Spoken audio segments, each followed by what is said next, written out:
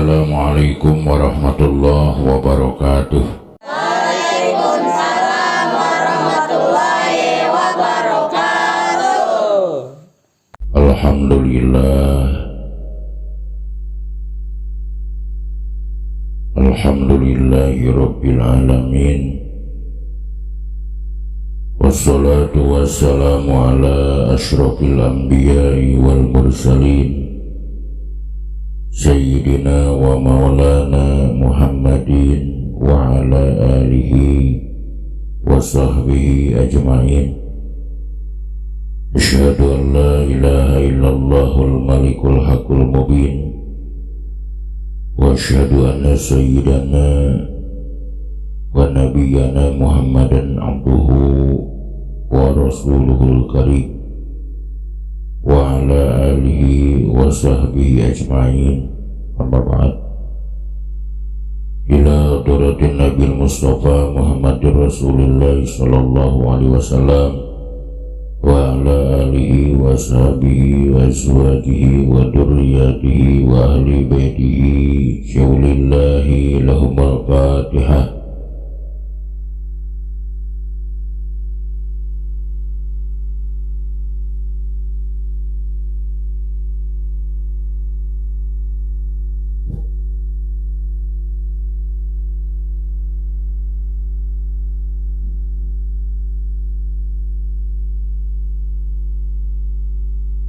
Wa ila arwahi abaina wa ummahatina wa ajdadina wa jaddatina wa masyayikhina wa masyayikhina khususan syaulillahi lahumul fatihah.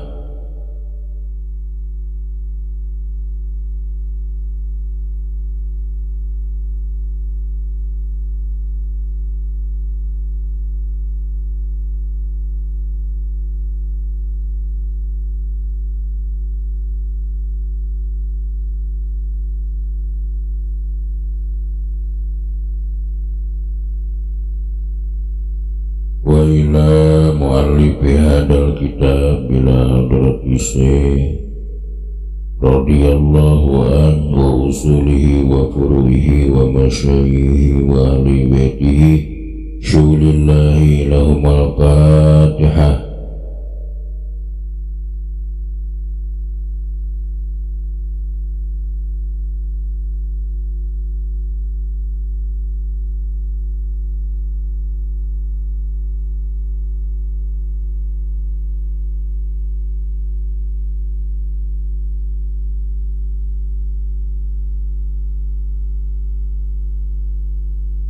Allahumma sholli ala sayyidina Muhammad. Allahumma sholli wa sallim wa radiyallahu ta'ala an kulli sadatina ashabi rasulillahi ajma'in amin.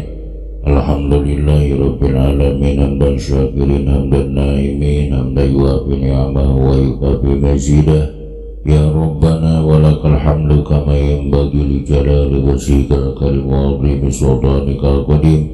Allahumma salli ala sayyidina Muhammad salatan tunjina biha min jami'il ahwali wal afat wa taqdilana biha jami'al hajat wa tutahhiruna biha min jami'is sayyi'at wa tarfa'una biha indaka 'ala darajat wa tuballighuna biha aqsagayati min jami'il khairat fil hayati wa ba'da mamat.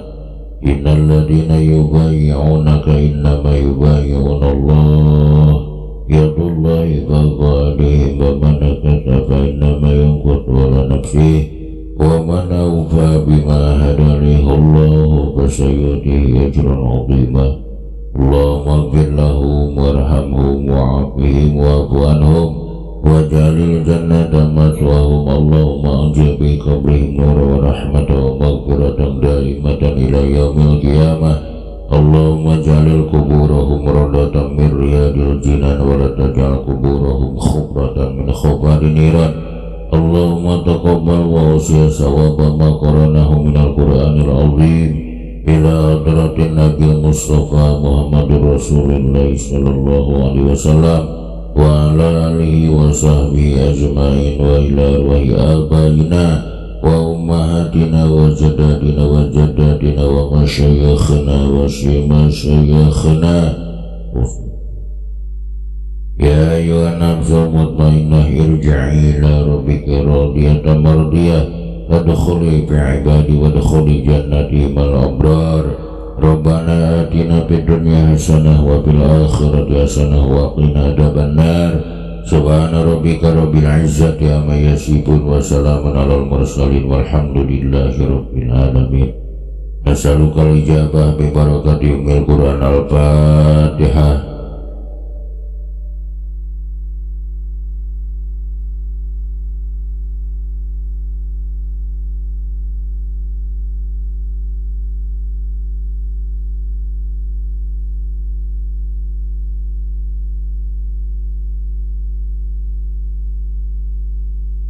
Bismillahirrahmanirrahim. Saking logatna laman 5. Wal jahlu jeung ari ngaran bodoh. Eta tasawwur syai'i nasawurna kagambarna hiji perkara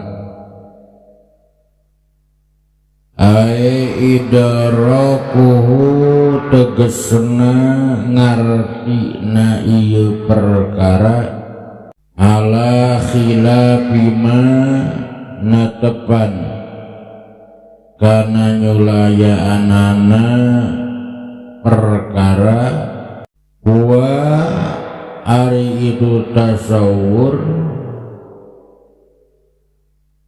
bi kalawan ieu ma fil waqi'i natepan dina kabuktianana ka idrakil pula sifati saperti ngartina kaum pula sifat annal alama sanyanyana alam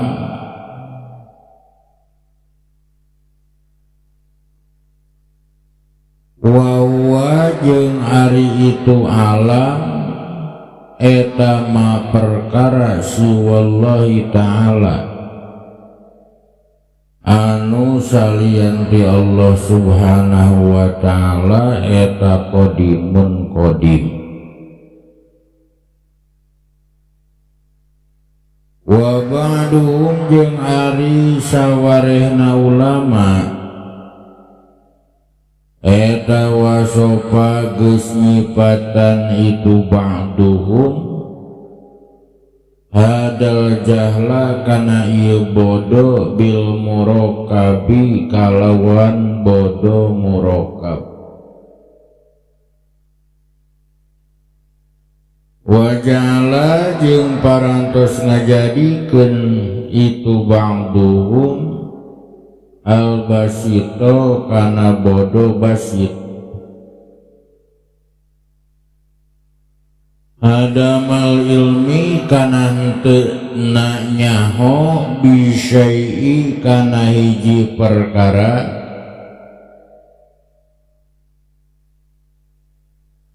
ka'adami ilmina saperti henteu nyahona urang sadaya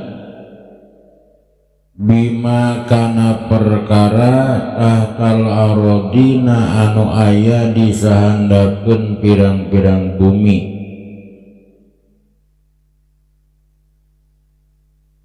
wa bima jeung kana perkara fi butunil bihari anu aya dina pirang-pirang jerona lautan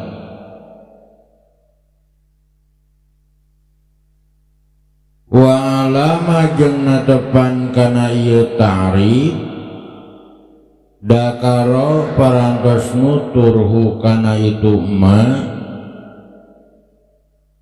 saha musannifu musannif layu sama tedingaranan naon hada ieu madakarahu musannif jahlan kana bodoh. Sabadana urang kuninga kana masalah ilmu, oge urang uninga kana masalah fikih. Untuk setiap ilmu fikih, tapi setiap fikih pasti ilmu.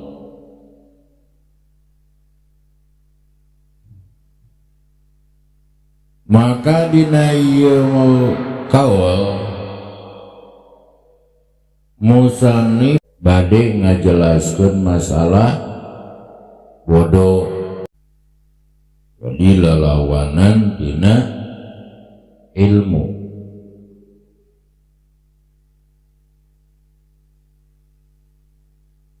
Lamun sukma urang uninga nu disebat ilmu nyaho na hiji jalma kana hiji perkara bari akur jeung buktina, maka urang perlu nyaho naon atuh nu disebut bodoh. Ari anu disebut bodoh menurut ta'rif musannif tasawwurus syai'i ay idrakuhu ala khilafi ma huwa bihi fil waqi'i. Nyahona hiji jalma kana hiji perkara bari nyulayaan kana bukti. Nah, lamun sukmah nu disebut ilmu nyahona hiji jalma kana hiji perkara bari akur jeung buktina, maka nu disebut bodoh mah nyahona hiji jalma kana hiji perkara bari ngulayaan kana buktina. Ka'idrakil pula sifati annal alama wa huwa masih wallahi ta'ala qadimun. Saperti nyahona kafir pula sifat kana yen sanyana alam eta qadim. Ta eta kanyahona kafir pula sifat nyulayaan kana buktina. Sabab ari alama kapiheulaan ku eueuh jeung ditungtungan ku eueuh. Sakur-sakur perkara anu kapiheulaan ku eueuh eta dihukuman anyar. Tegesna henteu qadim. Wa ba'du wa sawfa hadal jahla bil murakkabi. Para ulama nyebutkeun kana ieu bodoh disebut bodoh murakkab. Tegesna bodoh anu rangkep-rangkep. Jadi masalah bodoh dibagi dua. Aya jahal murakkab, aya jahal basit. Naon nu disebut bodoh murakkab, jahal murakkab nyaeta nyahona hiji jalma kana hiji perkara bari nyulayaan kana buktina.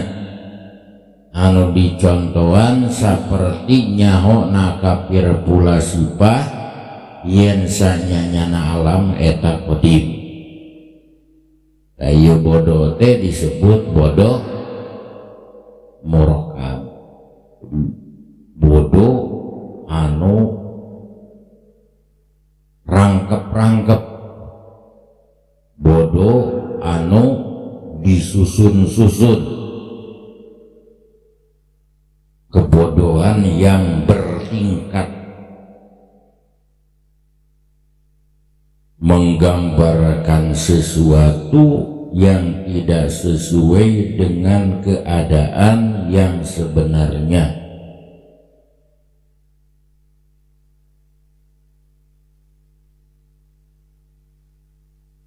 Nuka dua, bodoh teh aya nu disebut bodoh basit, jahal basit.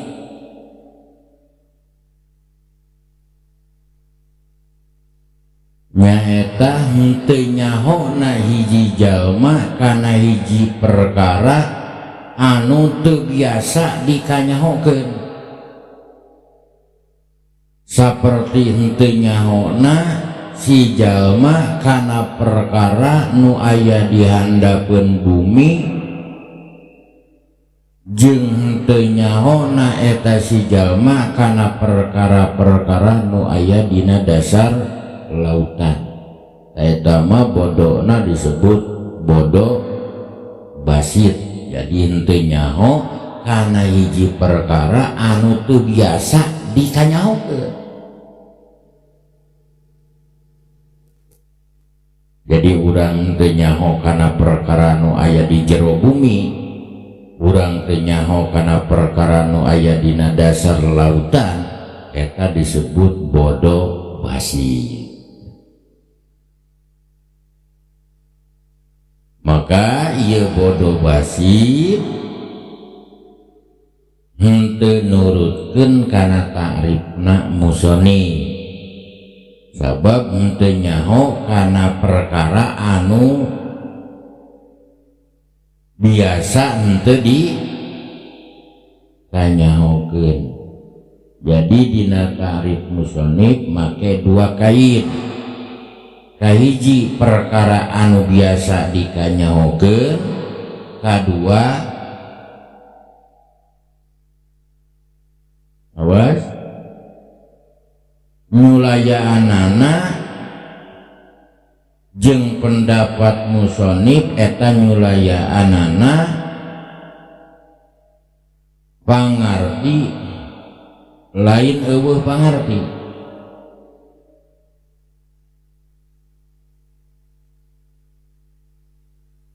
Jadi kaid anu kahiji perkara anu biasa dikanyahokeun, kadua nyulayaanana jeung pendapat musannif eta nyulayaanana pangarti lain eueuh pangarti. Jadi lamun seuk mah nu disebut ilmu nyahona hiji jalma kana hiji perkara bari akur jeung buktina saperti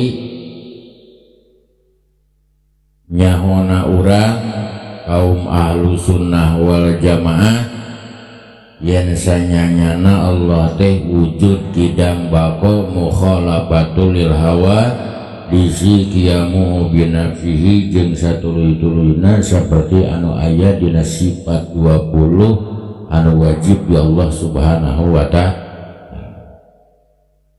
Kalau lawanana ilmu bodoh, naon nu disebut bodoh nyaho na hiji jalma kana hiji perkara bari nyulayaan kana buktina saperti nyaho na kafir pula sifah yen sanyanyana ieu alam teh qadim. Eta kan nyaho teh nyulayaan kana buktina sebab alamna anyar. Pangna alam disebut anyar sabab kapiheulaan ku eueuh baka ditungtungan ku eueuh satiap perkara nu dimimitian ku eueuh oge baka ditungtungan ku eueuh eta dihukuman anyar. Pangna disebut bodona bodoh murokab, bodoh anu tersusun-susun. Sabab dina an-nafahat sarah waraqat dijelaskeun wa inna masumiya murakkaban li anna sahibahu ya'taqidu syai' ala khilafi ma huwa alai fahada jahlun bidalika syai' wa ya'taqidu annahu ya'taqiduhu ala ma huwa alaih fahada jahlun akharun tarakkuban ma'an. Jadi bangga disebut jahal murokab, jahal anu tersusun-susun, anu rangkep-rangkep, sabab anu dikanyahokeunana teu akur jeung buktina, nu kadua sabab manehna ngayakinkeun yen kanyahona bener.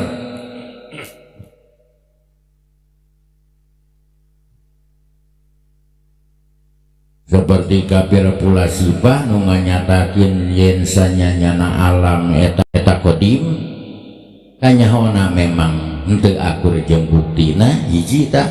Nu kadua sanajan kanyahona teu akur jeung buktina manehna ngayakinkeun yen kanyahona bener. Mata jahalna disebut jahal murokab. Anapun jahal basit mah model urang henteu nyaho kana perkara nu aya dina jero bumi, henteu nyaho kana perkara anu aya dina dasar lautan, henteu nyaho kana perkara anu biasa henteu dikanyahokeun. Eta mah jahalna disebut jahal basit. Wal ilmu daruriyu logatna jeung ari ilmu daruri eta mah perkara layako anu teu tumiba ieu mah an-nadri hina mikir-mikir wastidlali jeung ngalap dalil kal ilmil waqi'i saperti nyaho anu bukti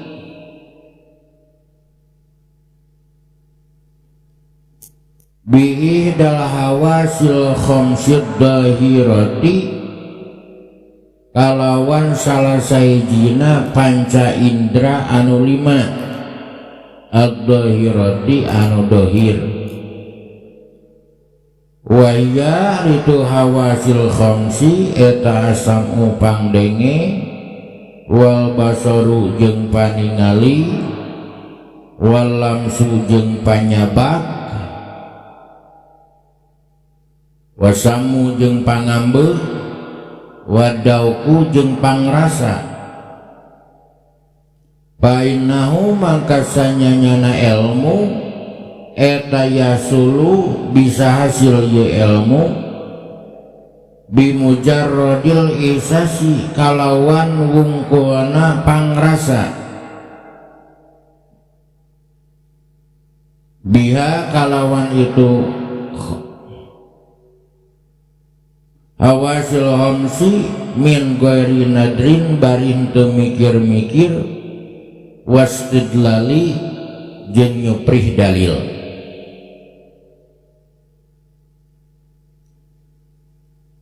Wa amma ilmu muktasabu jeung anapun ari ilmu muktasab bahwa mangkari ilmu muktasab eta al mauqufu ilmu anu ngabutuhkeun ala nadri kana mikir-mikir wastidlali jeung ngalap dalil kal ilmi saperti nyaho bi annal alama kalawan sanyanyana alam eta hadisun anu anyar fa innahu mangka sanyanyana ieu ilmu eta mauqufun anu ngabutuhkeun ala nadri kana mikir-mikir fil alami dina ieu kaayaan alam wa majeng kana perkara nu syahidu anu nyaksian urang sadayahu kana itu ma bihi dina itu alam minat tagayyuri tina berubahna bayan takilu maka pindah ieu alam minta gojurihi tina berubahna itu alam ila hudusihi kana anyarna itu alam.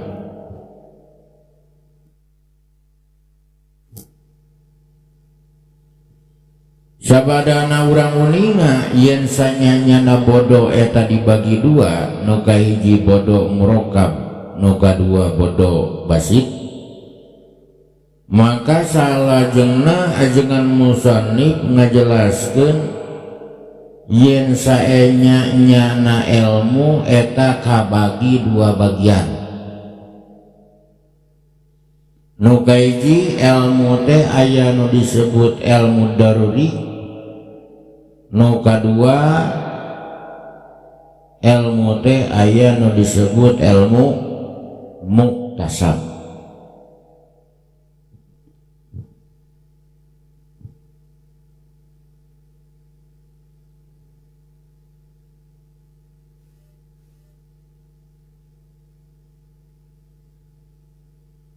Nu kahiji ilmu teh aya nu disebut ilmu daruri, nu kadua ilmu teh aya anu disebut ilmu muktasab atanapi ilmu nadori.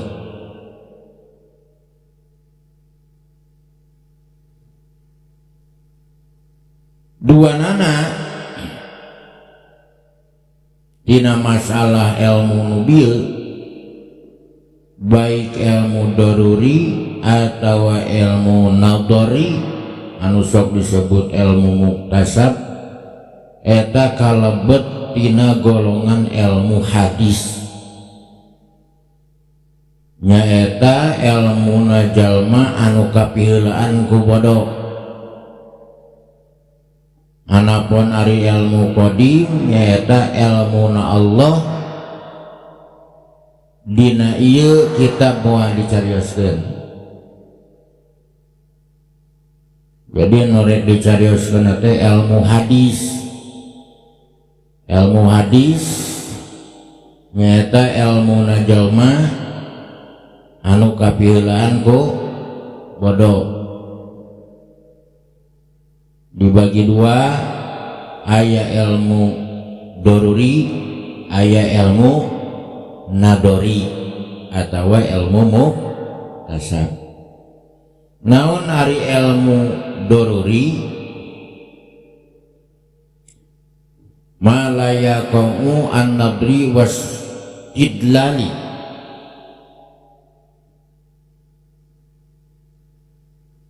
ari tarifna ilmu daruri nyaeta ilmu anu hasilna lain ladang mikir jeung lain ladang tina ngayakeun dalil. Nyaeta anu hasil kalawan panca indera.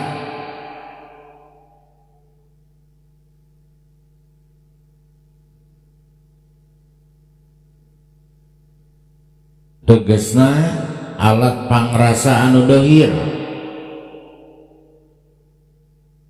Nyaeta saperti boga kanyaho ladang paningali seperti nyahona kana hiji rupa. Rupa naon wae, rupa satunggalan urang dina ieu kesempatan cekap meong careung mudah-mudahan aya manfaat atau biasa.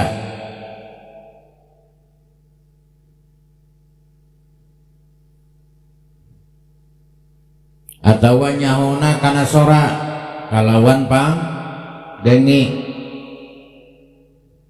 atawa nyahona kana lemes jeung kasar kalawan panyabak, atawa nyaho kana seungit atawa bau kalawan pangambe, atawa nyaho kana amis jeung pangset kalawan pangrasa. Daya tanya hona teu ngabutuhkeun kana mikir. Nu kitu disebut ilmu daruri. Jadi sekali deui ilmu dibagi dua, ilmu eta disebut ilmu naon? Ilmu hadis. Sebab ilmu na jelema ari jelema kapiheulaan ku bodoh, geus bodoh boga kanyaho. Tah kanyaho na eta jelema disebut ilmu hadis. Ilmu hadis dibagi dua, ilmu hadis dibagi dua, aya ilmu daruri, aya ilmu nadori atau ilmu muktasab. Naon ari ilmu daruri? Urang nyahona kana hiji perkara, lain ladang mikir, lain ladang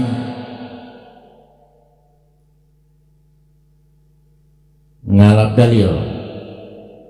Seperti nyahona kana pangset, nyahona kana amis, seperti nyahona kana rupa, seperti nyahona kana kasar jeung lemes, seperti nyahona kana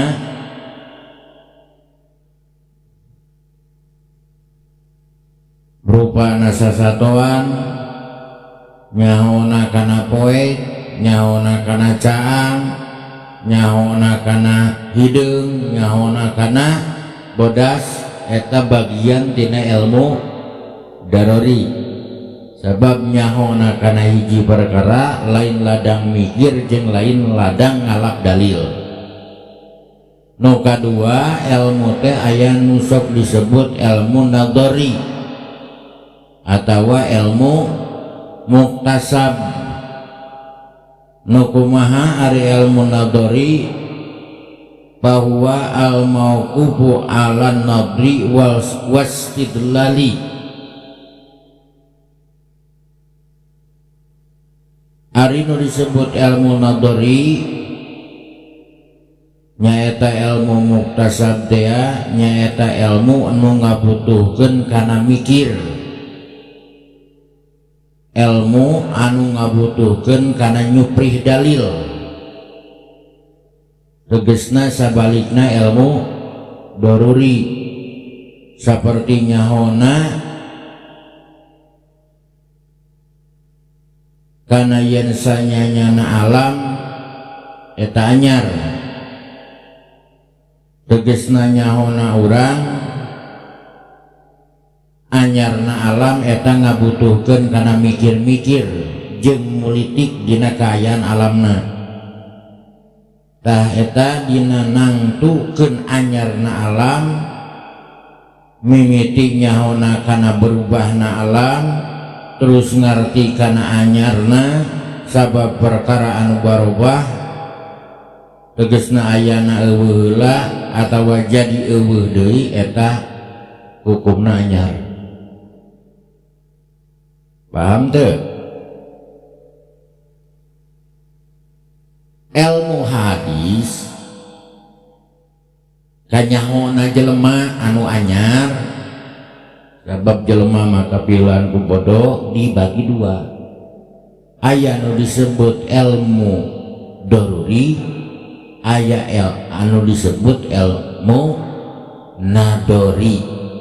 Naon disebut ilmu daruri? Nyaeta ilmu anu teu ngabutuhkeun kana mikir, teu ngabutuhkeun kana ngalap dalil. Seperti nyahona kana poek, nyahona kana caang, nyahona kana rupa sasatoan, nyahona kana pangset, nyahona kana amis, nyahona kana naon? Kasar, nyahona kana lemes.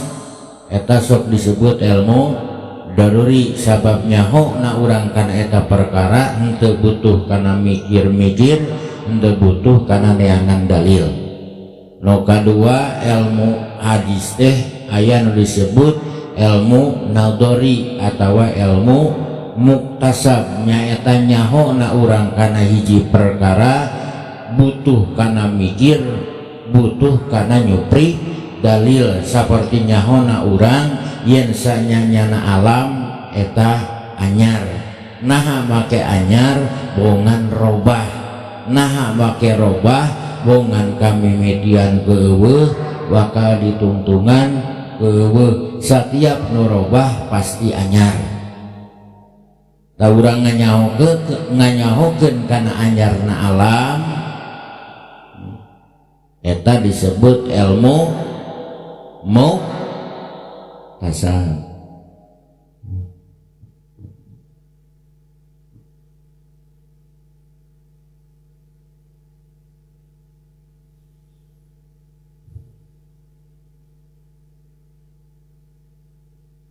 Urang simpulkeun pengajian urang.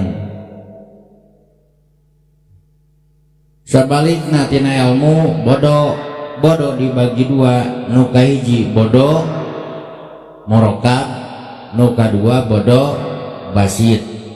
Ari anu disebut bodoh murokab nyahona hiji jalma kana hiji perkara bari nyulayaan kana buktina. Seperti nyahona tapir pula sifah yen sanyana alam anu disebut alam teh perkara salianti Allah eta dihukuman ku kodim ku kafir pula sifah. Eta bodoh disebut bodoh murokab. Nu kadua bodoh teh aya bodoh basit. Ari bodoh basit mah nyahona hiji jalma kana naon?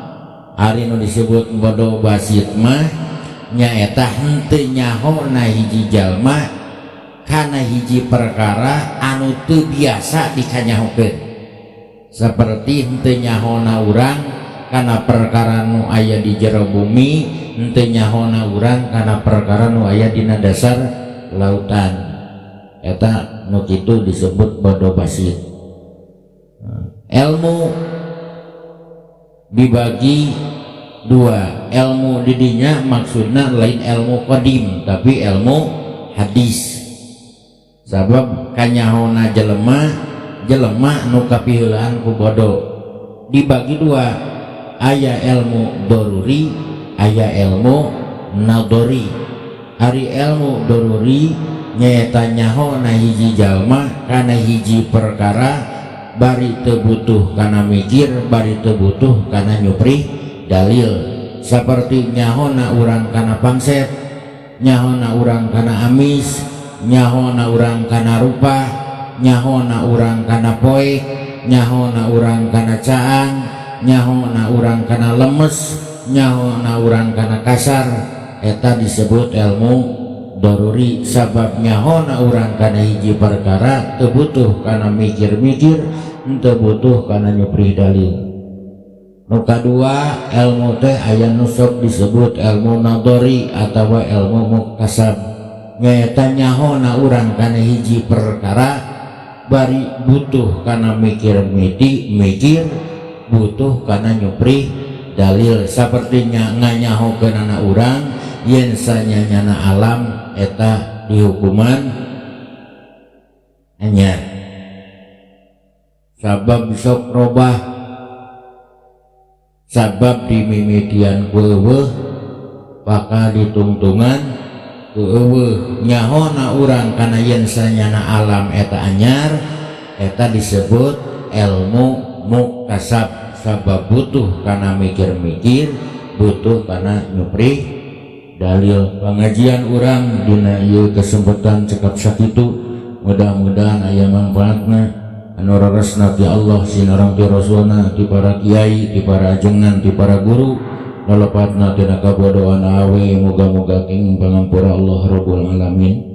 Rabbana atina fid dunya hasanah wa fil akhirati hasanah wa qina adzabannar. Wassalamualaikum warahmatullahi wabarakatuh.